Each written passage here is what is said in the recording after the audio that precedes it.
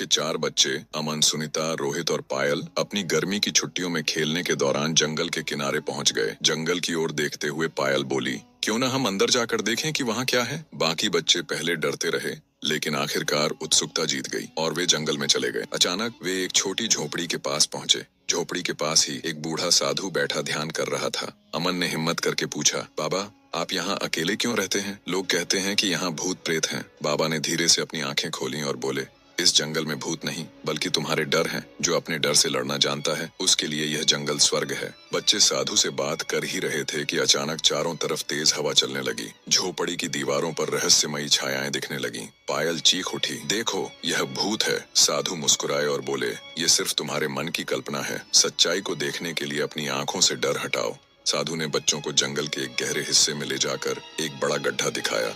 वहाँ एक पेड़ की सूखी जड़ें थीं। यही वो बरगद का पेड़ है। इसे बचाने की जरूरत है। इसे फिर से लगाओ और सब कुछ ठीक हो जाएगा। बच्चों ने गांव में जाकर सबको इस बारे में बताया। पहले तो लोग नहीं माने, लेकिन बच्चों की जिद के आगे झुक गए। सबने मिलकर बरगद के पेड़ की जड़ें वापस लगाईं और जंगल की सफाई शुरू की। धीरे धीरे अजीब घटनाएं खत्म होने लगीं। कहानी खत्म होते होते गांव वालों को एहसास हुआ कि असली भूत उनकी खुद की लापरवाही और लालच था। जब उन्होंने प्रकृति का सम्मान किया तो सब कुछ ठीक हो गया। साधु ने बच्चों को आशीर्वाद दिया और कहा, याद रखना, प्रकृति तुम्हारी माँ है। उसकी रक्षा करोगे तो वह हमेशा तुम्हारा ख्याल रखेगी।